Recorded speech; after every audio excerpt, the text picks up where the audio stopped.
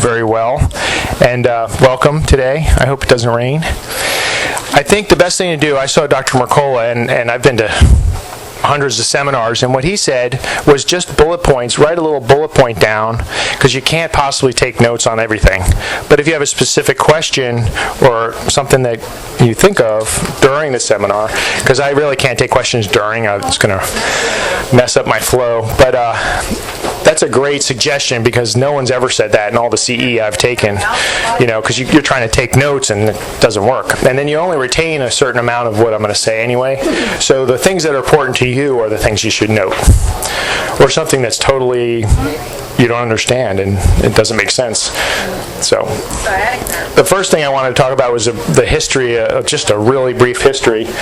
Actually, dentistry split off of medicine 150 years ago in Maryland, and Hayden and Harris finished dental school, or medical school, and they started a dental school. And there was a lot going on. They realized, so they wanted to start a school. So, and we've been trying to get back together ever since in terms of like this holistic stuff. Now, integrative medicine's really starting to think about all these things. And we're showing through science so many connections that, it is literally every day we're showing new connections between oral health and the body, and systemic health. So, like I said, every day. What I'd like to talk about in general is a cascade of events, and the cascade of events is usually something that continues to get worse and worse, so they build on each other. And these patterns of diseases we see over and over again, and a lot of times we don't know what came first, the chicken or the egg, okay? So everyone's familiar with these vicious cycles, and you're often thinking, was it the thyroid that got low first, or is it something else? Or is it the lack of iodine? And there's always this circle, okay? So with that in your mind, you would think about, I'm going to be talking about diabetes a little bit and periodontal disease. So you start to look at that pattern and you say, which one's playing off each other? And that's what I'm going to explain, this vicious cycle. And this is kind of a joke, like the ankle bone's connected to the foot bone. The heart doesn't really have a bone, so just in case anybody doesn't know. But I thought it'd be fun to say it that way, because often, dentists are trained and they just, it's above here. Of course, we did dissections of the whole body, and, they are connected by a neck. So we talk about bad oral health contributing to or making worse most systemic diseases, and it's unbelievable, the connections. And again, this vicious cycle spinning out of control. So the way I would like to give an example is, people know how prevalent diabetes is, and just stay with me on this, because it's a little tricky to explain it all, but we'll go through the slides, and I can always go back. So if someone wants to go back, that wouldn't be hard to do for me, okay? So you have often, and this is the chicken and the egg argument, often you have an inability to fight infection. And I saw someone yawning, so you need to stand up and do a couple jumping jacks for me. No. I must confess, when I yawn, I'm relaxing. Oh, good, okay. Well, I want you to be relaxed. You have everyone knows that diabetes is a sugar issue, and then we have increases in inflammation, again, which we don't know which is coming first here, and we were talking about that circular thing. And then we have, can everybody read from the back? Can you read from the back or not? Okay, well, this says less able to fight infection, difficulty controlling sugar, increase in inflammation, and increased numbers and types of bacteria.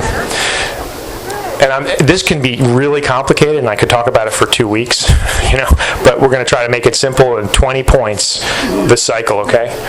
So these all interplay on each other, and often because you're not able to fight infection, and for that matter, actually, I could do an arrow going back and forth this way, which I could change, because when you when you have a spike in your blood sugar, the fluid around your gums also increases in sugar, and then the bacteria have a party because there's all this sugar. So they grow and benefit from the fact that your plasma levels are going up. But not to get too complicated about that. So here's this cycle, how it works, and I'm going to do it in 10 points here. Oh no, I'm sorry, this is the wrong slide. These are the outcomes, and these are some of the links that we know, and I'm saying we know new things every day. And we know links between heart disease, low birth weight babies is just because with periodontal disease, it seems like the baby comes early, and there's some hormones that are released. Almost every respiratory problem can be, the bacteria in your mouth have been found in the lungs. Bacteria in your mouth have been found in cases of endocarditis around the heart. So actually in autopsy studies, we know the bacteria came from the mouth. So there's links between got louder all of a sudden, pancreatic cancer and prostate cancers and other cancers. And I'm going to explain why, the biggest reason why this is. Digestive diseases, rheumatoid arthritis, and even sleep apnea. And this is, again, a vicious cycle between, if you're not sleeping well, and maybe an overgrowth of bugs. Okay, now this is the cycle now. Now you have to know this for the end of the seminar, okay, everybody? So you have 500 species of bacteria. There's more bacteria in your mouth than people on Earth, so that's a lot of bacteria. The anaerobic bacteria basically are the bad ones. They have the toxins. They have the ability to grow in places where there's no air. That's what anaerobic is. So they form this is all the buzz now, biofilm. It's biofilm in the gut too, by the way. Biofilm is a protective layer that the bacteria produce. It's a glycoprotein, and they do this for survival themselves. But what often happens is you can get a negative, and everybody knows about, if you want to talk about one thing with health, it's the gut. So the gut, bad bugs versus good bugs, and we talk about raw milk and probiotics and all these things.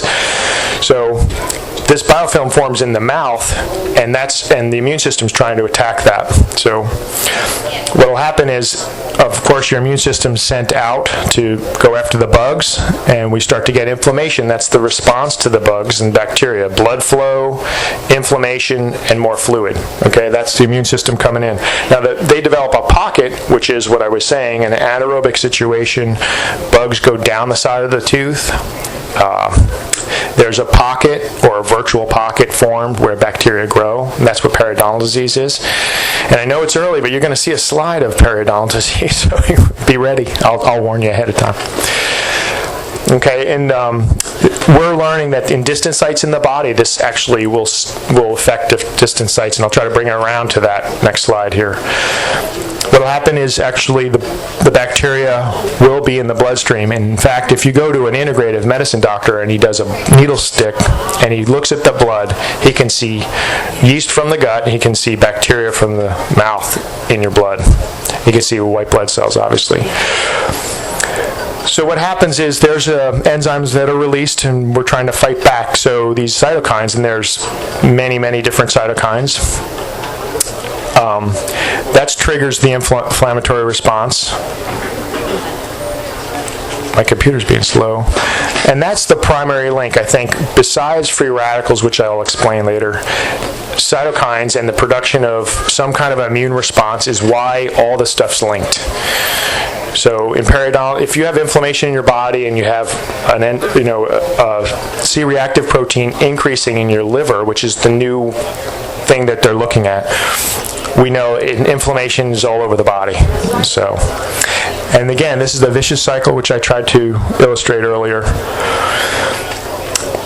So, not everyone has full-blown periodontal disease, so I want everyone to know what just a little inflammation looks like. And this is not the scary slide. This is the one that looks like a normal person. And it's a little hard to see, but there's just a little redness here. This pink gum, it should look coral pink, and it shouldn't be real red. And this is a little bit of inflammation, but those are nice teeth, but that requires some dealing with.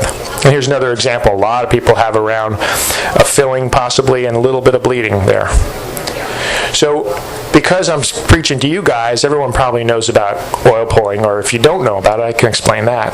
But, coconut oil sells in here. Organic coconut oil is a Ayurvedic medicine type approach, and I've done that with smokers and patients in my office, and this stuff goes away in days, not weeks or months. So I often talk, in a preventative practice, you talk about putting yourself out of business, I don't want periodontal disease in my office. So, okay, you ready for this slide here? This is the one that you can look away if you're shy here. So this is a bad case. My reasoning for this is because I have patients that don't feel a thing with this because you don't often have pain. So it's hard to believe, but you also can have teeth to the gum line rotten and it doesn't hurt. And that's either a gift from God, that doesn't hurt, or I don't know what it is, because people would be here sooner to see me sooner if it hurt.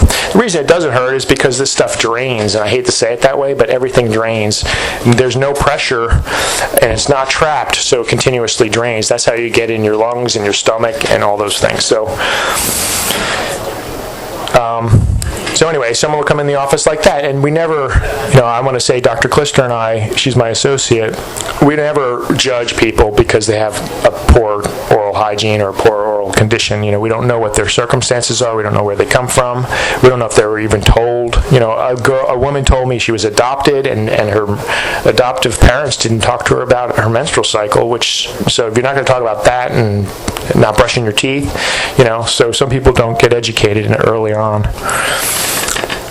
So these are the quick things with the cardiovascular. Now there was a recent paper that's saying that this is not the case, but I haven't read the paper, but someone told me about it my last seminar last weekend, and I tried to argue a little bit that it doesn't matter what they could show because we know inflammation is happening all over the body. So that's the link. Because in cases of cardiovascular disease, there's often carotid artery with periodontal. So there's so many things that are connected usually. There's a 10-time risk for stroke, 25 for heart attack. There's blockages of blood vessels. And just a general risk of heart disease goes up if you have periodontal disease. So we start managing diabetes, hypertension, all these. We start talking about drugs now. Again, I'm preaching to the choir about really drugs have done some amazing things, especially antibiotics. To preserve life and infant mortality and all those things. However, there are some side effects that people don't really, if you look at the fine print on these things, people don't talk about. And this is another vicious cycle because, so you have the diabetes, now you're taking a drug for it, or you have the hypertension, taking a drug for it. So there are, and I actually just heard this on People's Pharmacy this morning about inhalation drugs for asthma. So there's depletion in minerals, and there's a book called Clean, and he has a nice chart in the back. But whenever you're taking a drug, there is a depletion in minerals or vitamins because you have that drug on board and because your system has to churn it up and deal with it. So that's something I just sort of learned this year about depletion. There's with tricyclic antidepressants. Actually, when Prozac came out, they didn't even have this on the material, saying that you're going to have increase in grinding, which is bruxism. And we put splints in people's mouths because they're on antidepressants, but no one ever told them they're going to grind their teeth at night. So it increases serotonin levels, which we think it's related to bruxism. Then you start to get, and this is a vicious cycle again that I was talking about. I think my chicken and the egg thing really works with this. Increased headaches, and the whole musculatory system's connected, so you start to get migraines and TMJ joint problems, and you start to get also neck and back pain. And this is not everybody. Again, it's the canary in the coal mine, or it's your weakness. It could be your heart. It could be your joint. The other thing that's really scary is these bisphosphonates. And you hear these, if people watch TV and they've heard these commercials, they do 50% of the benefits at the beginning of the commercial. Then they have like this whole negative side effect at the end. And they talk about, tell your dentist about, tooth extractions, because people that are on some of these drugs, the ones that are the most, like 1,000 times more powerful than Boniva, are for cancers like bone cancers. They're trying to treat that for the osteonecrosis that accompanies some of these cancers. But again, it saves lives, but the bone doesn't heal when you take a tooth out. That's what's happening. And I just wanted to say that real quickly about that. So if you're on a bisphosphonate, if you're on Boniva or any of those things, you got to be careful with extractions if people don't know that. The other big thing is xerostomia. If everybody heard that before, I'm going to go over the drug thing, but xerostomia is dry mouth. It's just, most people are familiar, actually just in age alone, your parotid gland, 60% of your saliva is from your parotid gland. That decreases as you get older. So you have a dry mouth. So we just recommend water by your bed, at night. 1,800 medications cause xerostomia. 80% of the top 10 drugs caused oral dryness. So this is why you see those commercials for dry mouth. And there are some syndromes like Sjogren's that cause dry mouth. That's the big one. So what happens when you have a dry mouth? Well, you don't wash away your plaque. You don't wash away your bugs. So you have an increase in periodontal disease, increase in cavities. So this is the cycle. So if you go back where I was saying, we need to prevent the disease, from the first place, and then not take the drug, and then not have these things happen. So here's an example of the prevalence of dry mouth as increases in drugs.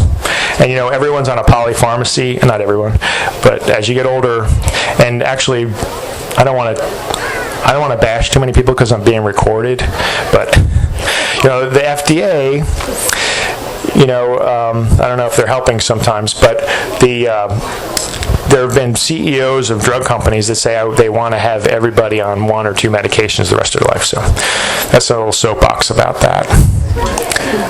So I'm going to have a class participation now. What is that? What is it? That's the elephant in the tent. Elephant in the room. Okay. Who knows what I'm going to talk about next? This is the connection, I think, that you'll never hear at a regular seminar. This is what she's bringing to this place. This is elephant in the room is something that taboo, like uncle drinks too much and everybody doesn't want to talk about it, okay? And that's silver fillings and mercury fillings, okay? This is an example of something that's recognized as good dentistry today by a lot of people. It was brought to, I'm not going to bash the French, but the French brought that to the United States 160 years ago. It contains 50% mercury, has silver, tin, and copper, and zinc. In fact, the newer compounds have more copper, which are more toxic, and they release more mercury. So before the ADA, there was the American Society of Dental Surgeons, and they agreed not to use this product 150 years ago. So why are we talking about it now? None of us were here 150 years ago. They knew it was poisonous then. In fact, the people that were in that group, if they started to use it, they were expelled from the group. So this is how the ADA came along. They came in after this. It's mercury vapor comes off of these things. It's potent poison, metabolic poison. It really is considered, in my mind, in my opinion, and reading, that it probably could make worse every systemic disease. The vapor comes off and enters the body and it penetrates cells. And most physicians will not ever talk about this. I mean, I know one neurologist that couldn't figure out something. He looked in the mouth of his patient, and they said, "You have mercury fillings." And this is starting to be the case. But integrative medicines, people like Mark Hyman, I don't know if you've seen him, and there are people that have gotten sick who are now telling their stories. But I have a video. If we have a few minutes, I might put this on. But this is a tooth that was extracted 25 years ago. There's a phosphorus plate behind and some lights being. It shows up because it's showing the vapor, and the vapor is invisible typically. quickly. But I'll show you the video, and they wet it down and it doesn't do this. So if they put water on it, it doesn't do it. If they stimulate in any way, and if I can show you the video, it's pretty fascinating. So people that are grinding their teeth, people that are eating hot food, and some people get their teeth polished by the hygienist. We don't even do that in our office because the vapor comes off. So that's a little play on words. Okay. Now, I told you this backstory about the history. The reason the FDA said it was generally recognized as safe, which is this Gras thing, which I don't understand, but back in 1976, it's because it was used for 100 years. That's ridiculous, to say that something's safe because it was used 100. I did a little research just for fun. What was patented or made 160 years ago? And the first patent for the wrench was the wrench, okay, and then the Colt 45, and then Otis the elevator. So, that's a long time ago, but they're saying it's safe because it's been used, okay, long-term usage. And a couple of years later, there was pretty good research on the vapor coming off, especially when they're stimulated, like I just said. Okay, this is the ADA. Okay. This is actually it's unbelievable, but there's tons of science. In fact, the IAOMT, the Academy of Oral Medicine and Toxicology, which I'm a member of, has said used to be show me the science. Now they don't even want to say. They know, bless you, they know the science is there. They're more interested in teaching dentists to take stuff out safely, and that's what I'm going to talk about next. But they don't want to talk about it. And the taboo thing and the elephant in the room is this: when you go to, in fact, I've spoken with my dental society locally, but they're friends and they had to listen, but. You won't hear this at a conference, ever.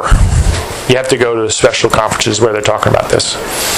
They've known this, I said this, but it's embarrassing and uncomfortable for them to talk about because they've covered this lie up for so many years, and it is a lie, I believe. Okay, so get up close to this again. What happens is this expands and contracts differently than these two cusps, right? When you heat it, and it corrodes on the edges and it expands, so we often have a tooth breaking. The reason I'm talking about this is not to scare tactics. It's just saying physically they say it's a great material. It's not a great material. We know a lot of science now.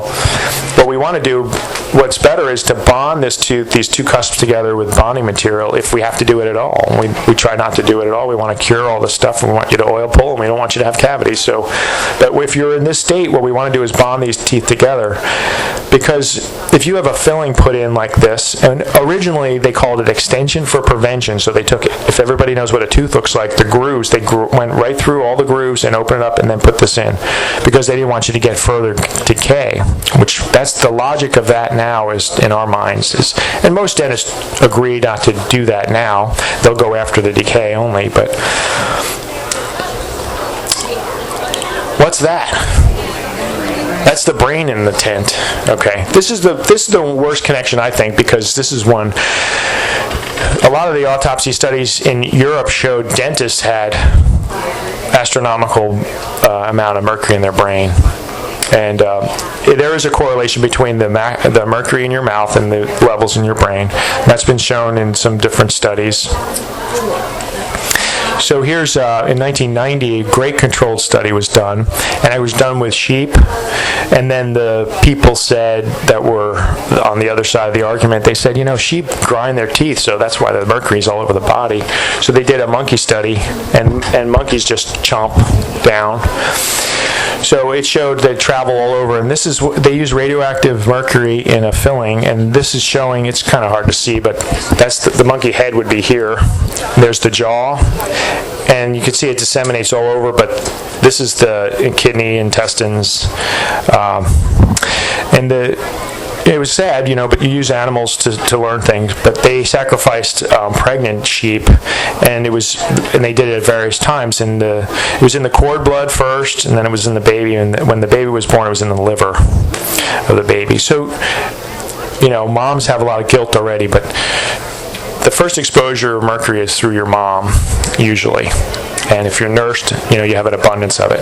This is the stuff, this is the truth, and we need to tell people about it. And then this is, I'm going to just say this quickly, the ravages of free radicals, everybody knows about antioxidants. Heavy metals create like an abundance of free radicals in the body.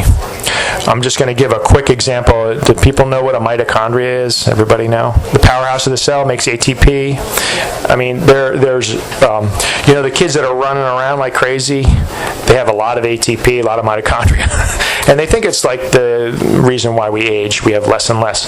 But one atom of mercury in a mitochondria produces a factory of free radicals. Instead of ATP, just free radicals coming out of that thing. So that's where we're getting problems.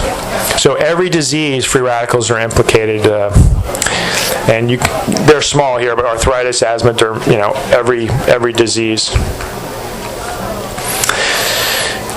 I like making puns and stuff. So really, optimum health, we need to get rid of the mercury. And, I'm not saying I'm the only game in town, and I'll tell you, there's someone in Penn State, there are 2 guys in Pittsburgh, there's 2 guys in Columbia, there's someone in Bethesda, there's us and sort of in the middle, between, there's nobody in West Virginia, and I'm going to talk about safe removal. But if you want to be healthy, you got to get rid of this. Now, you can do gentle chelation without getting them out, and I recommend that.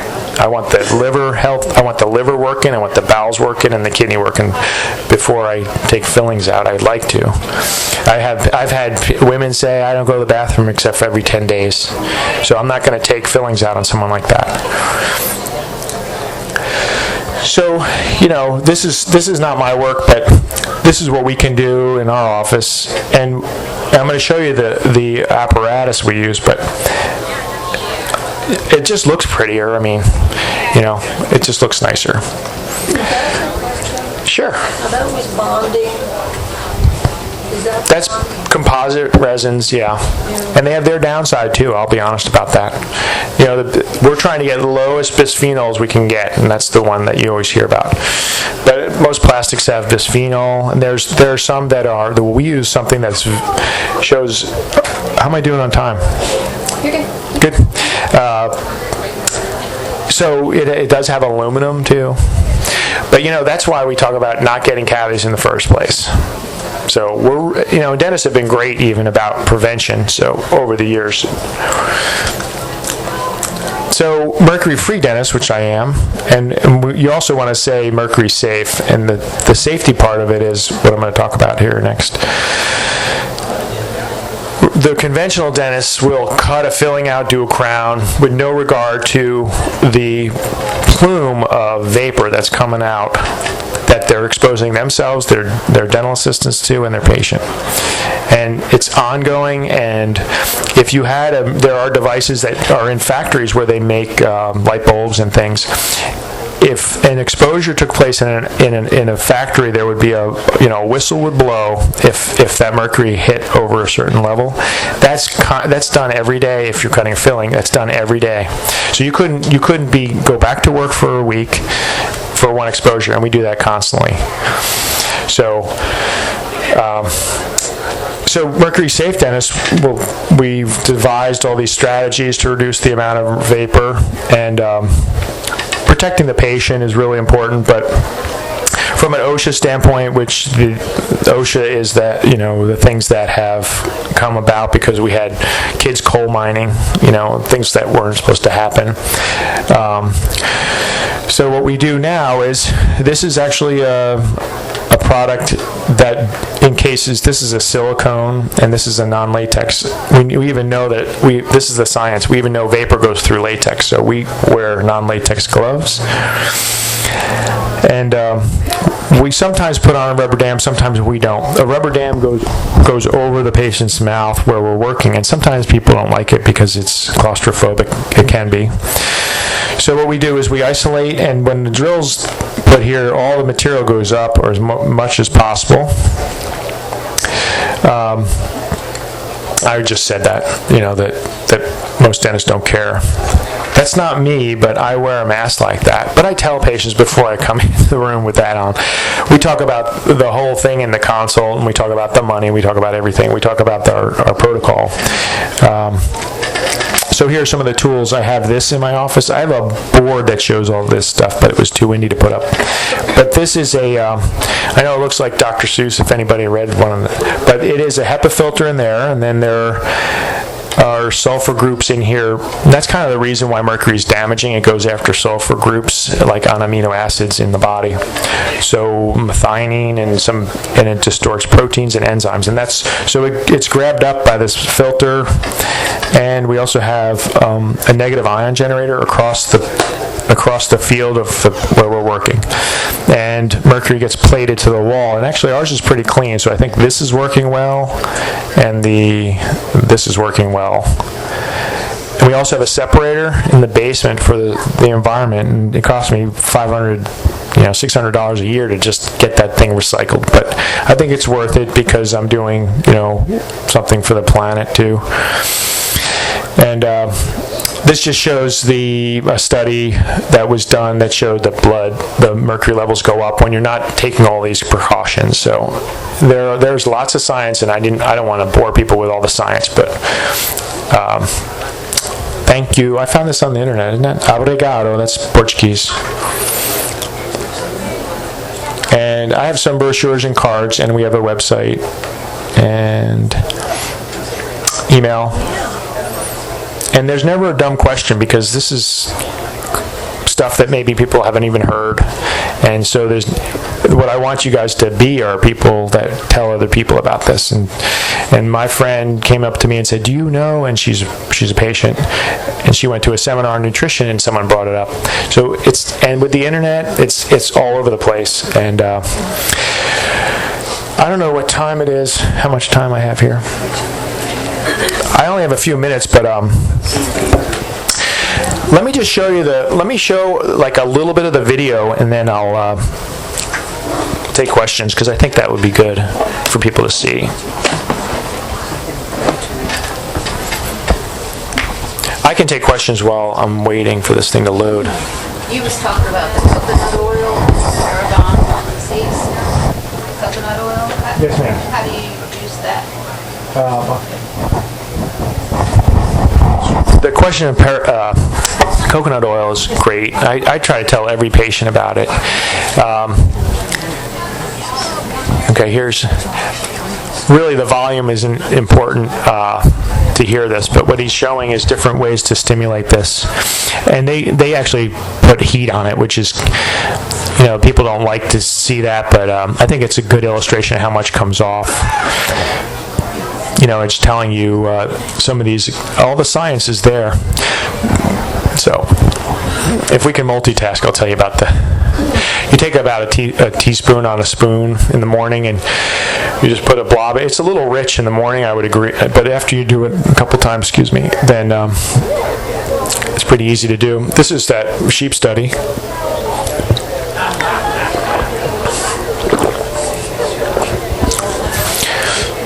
Once in the morning? Yeah, and I like to do things when I talk about them, so I've done it. And a lot of people get tartar right behind the lingual or the tongue side of their lower teeth. If you oil pull for a week, you won't have it anymore there, if you do it right. Now, what you want to do is put it in your mouth, and this is the monkey one. That was a picture that I had. If you put it in your mouth and you do it correctly, if the saliva builds up, you spit a little bit out. It's also a detox thing for tissues. But you take it in your mouth and you just swish it between your teeth for 10, 15 minutes. A long time, but you can check email or do something else. I walk my dog, and then I try to spit it so she doesn't drink it or eat it. But it actually is Ayurvedic. I said that, 2,000 years old, and the things that people were doing back then. You can use sesame. I recommend organic oils, but sesame I just heard the other day. I thought that would be interesting. And we sell an oil that's peppermint, spearmint, and almond, and it's like a liquid toothpaste. And they recommend oil pulling. If you go on the internet, they show that. So this is the studies.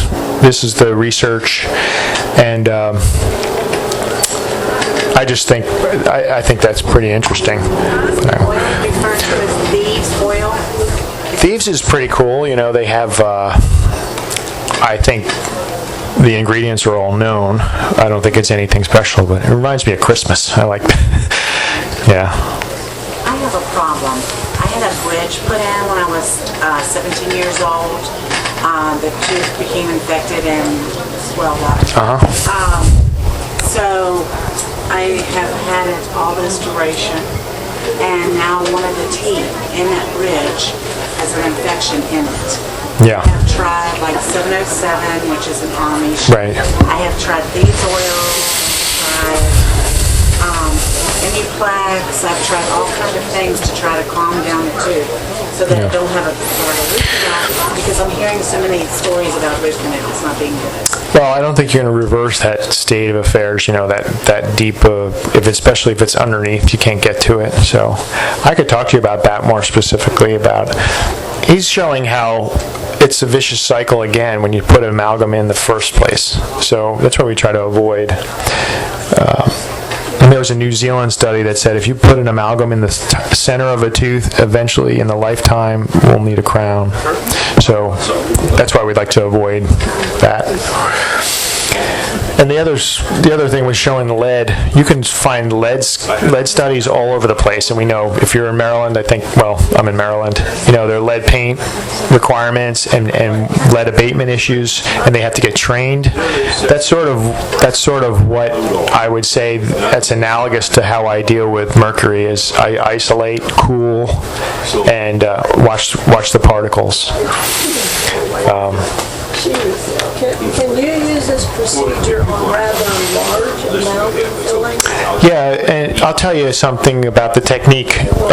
If it's a large one, what we'll do is we'll chunk it. And actually, I think this is going to illustrate that. He's going over the whole thing about eventually it needs a crown. So, is that the motives? We follow the money a lot of times. Is it the motives? Like you could say that about me talking about mercury to get it out. But the fact of the matter is, there's 100 million people with mercury fillings in their mouth, so it doesn't matter. If they all come to me, I'm not going to be able to take care of them.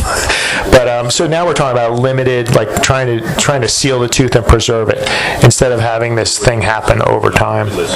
So. What was it? I'm sorry. What was the question again? Can you do this with large amounts? Yeah. Okay. So the technique is called chunking. We actually try not to cut the whole filling out because that makes more particles. So we'll often chunk it across and try to pop out pieces, big chunks. And then what we do is we do a build up and talk about doing a crown. And I have patients that's here, and I've done these revisions where I do big fillings and say, this is going to need a crown later, or we always talk about it ahead of time, but my goal is to get that stuff out. And sometimes we do it in 4 appointments, sometimes we do it in 2, half the mouth at a time, sometimes we do it in 1 with a sedation. I do sedation, and that works really well if it's going to be over a 2-hour appointment and you're not completely asleep, but you're pretty sleepy. Any more questions? Never a dumb question, What do you use to seal the crowns? You don't use that today. Does the dentist still use mercury to seal those crowns? No, that's what I just talked about. Every day people are still putting mercury fillings in people's mouths, but I don't. And that's the sad thing. So if your question is, do people still using it, the answer is yes. If you have a tooth that's broken off, they want to put a crown on it, right? They use it to seal it off. Well, we use all ceramic materials. I don't even use, if I can help it, I don't even use nickel, non-precious metals. So that's what we do in our office. We try to use the most biologically compatible materials. In fact, I have a kiln and I make a crown, same visit. In less than 2 hours, we can have a crown. We mill it, and it's pretty cool. And it's pretty enough. Do you have material over there on what procedure you use? I have material over there that shows some of the. I'm really here to talk about. I know you were. I don't think you were here at the beginning. I was talking about oral health links, and the biggest problem is this mercury, probably, that no one talks about. But that analyzed the mercury vapor, and this is a leading scientist who's been talking about mercury with Alzheimer's, and he shows mercury, Alzheimer's symptoms, they're the same. Chronic mercury poisoning, Alzheimer's disease. So Boyd Haley is a great researcher, and so. Is this covered by insurance? Well, we try to use insurance, obviously, because it makes it more affordable for people. We always maximize insurance. I charge a little bit of a fee for removal. That usually is a one-time fee, and we give a ascorbic acid bolus 3 days before. So we give you that, and it's kind of just to cover like some of the expense of the materials that I'm using, but I know doctors that charge $50 a visit, which I don't, but I charge a one-time fee. Yeah, well, it probably is. It's an insurance thing. Anybody have any questions? Thanks for coming and listening. What is TMJ? TMJ is temporomandibular joint, or we say TMD also, temporomandibular joint disorder. That's this joint here. It's where the skull, which is flat, and the condyle, this jawbone, articulates, and there's muscles holding it in place, and there's a disc on top. And when you pop and click, that disc pops forward. People sometimes have an open lock, and they lock open. That's the joint, temporomandibular joint. So we say temporomandibular joint disorder or temporomandibular joint disease. And it's quite unique, that the joint. It has a space and estrogen receptors all over it, so women have more problems usually. There's a lot of things I could talk about the temporomandibular joint. I do have a flyer on that, and a lot of people suffer from TMJ problems. Hey! I knew I'd be preaching to the choir. Anybody can ask any question, and then you can also write them down. I guess I'll probably sit at that panel at 12. But if someone has something personal they want to talk to me about, we could find a field over there and talk about it also. Sure. What do you call this filling material? Is it polymer? It's a bisphenol. It's a bis-GMA. You're testing my chemistry about the materials, dental materials. Composite resins are, if you just look up a composite resin, it's pretty much what it's going to show you. Particles are quartz particles, and like I said, there's aluminum in there, and there's a resin. What's your opinion on gold crowns? Gold is not 100% gold, so it's an alloy. It has a little copper in it. I mean, if it was me, and I'd probably go all ceramic, but gold, if it's in your mouth, I leave them alone. I usually do the mercury first, and then if there's anything underneath that, which we don't know about, but if there's anything underneath that, if there's mercury underneath the gold, that's not good. But we usually wait until the end on that. But I don't mind gold so much. It's a high noble metal, so it has like 87% gold or something like that, or maybe higher. You said about porcelain, ceramic. Yeah, all ceramic, porcelain, ceramic. There's a crown that I make in my office. The crowns I make are ceramics that are fired like in a factory, and then they're milled on a little block. We mill them. The one that's called Emax, actually Hal Huggins likes, because he can't show anything coming off of this thing. So that's the one I like, my favorite thing I'm doing now, because it's so biocompatible. In fact, I have two myself. And the only resin is the cement. So it's it's probably the best thing we have now. Again, the best thing is never to have any of this stuff done. So. What do you do with somebody that's chemically sensitive with this resin? Yeah, well, we do. If someone has like a super sensitivity and they tell us, they can smell a diesel when the diesel runs by, and we'll do chemical sensitivity testing. And there are a couple places that do that, and I'm using Blanche Gruby's lab now in Colorado. And it'll show biocompatibility and whether you have problems. The best thing to do, again, is get the body ready for this stuff, and then try to scavenge when you're doing it. Try to scavenge in the, with some foods like cilantro and some of these things that will grab stuff.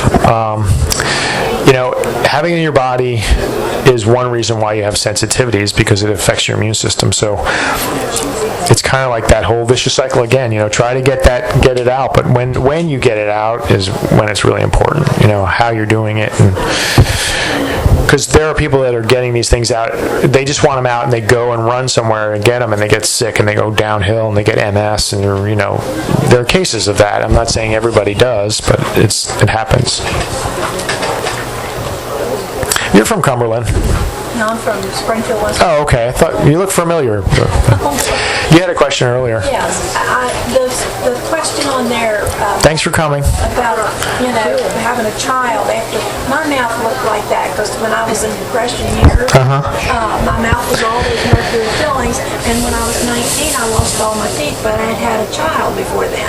Yeah. How does that affect that child? The first exposure is in utero, and it's just whatever's available in the blood, and that's why they banned in Europe, they banned putting amalgams in pregnant women, because you have that exposure spiking. So if it's in tissues and it's in your mouth, they're getting a little low level of it constantly. Again, this is all this is the whole debate about autism and this toxic load we're getting. So, and I'm not an expert on this stuff, but I do believe that it's cumulative. So if you have a person, actually there are people that can excrete metals very well, and there are people that can't excrete heavy metals. So autistic kids do not show mercury usually in their hair, so they're not excreting it very well, so they're holding on to it. That's the big danger if you're an excreter or you're not an excreter. And it's a hard question to answer, but I don't know what levels there are. If you are getting fillings like my mother probably did while she was pregnant, that's an issue, because it spikes. But the body protects itself it wants to bury this stuff, whether it's copper, whether it's too high, pH even. It's always protecting the blood. So that's the good thing. But if it's there, it's there. It depends on how much. Now, if you ask about dental assistants in unclean offices, they have miscarriages and they have problems. There are studies on them not being able to get pregnant and having miscarriages. So there's an issue with working around this stuff. Can you get rid of the mercury if you do liver cleanse? Yeah, if it's not in your mouth, the place it probably is, it's in your brain and your liver, mostly in the kidneys. So what happens is mercury in your body, it doesn't get really, it blows out the kidney pretty quickly in terms of its ability to get it out. Then it's going through the detoxification system in the liver, and if it's not coming out, you'll have gallbladder problems and GI issues, and then you start to circle it back in, and it's not coming out in your feces anymore. That's where the problem is. That's where we're toxifying our body. So if your liver's clean and you've got good kidney and drinking lots of spring water, and you have dandelion, you're looking at some of these herbs that help with the liver, then your system could handle it. If you're going to the bathroom every day, like I talked about that. In the book Clean, he says you should go to the bathroom after every meal. I'm like, that's a great thing. If you can do that, then you're like my dog, I guess, after. But no, I mean, the liver is and that's why, one reason why, I'll just share, I don't drink alcohol as much as I used to, because that's a burden. People like you should have, if you drink half a glass of wine, that's it. For men my age, 2 glasses, that's it. And if that, maybe it's not good. There are some benefits to wine, and people like having these beverages socially, but the liver's tied up with Tylenol, with any counting chemicals. It's not going to do what it can do, which is get rid of this heavy metals. Glutathione's an antioxidant, and it grabs onto mercury and gets it out. So if that system's working well, I don't have a problem with taking it out. So we also do a bolus of activated charcoal, so that's in their belly. And you're primed with the vitamin C. I mean, I try to set the system up so that everything's happy, so I don't hurt anybody. It's like the Hippocratic Oath, you know. So. Okay. That went well.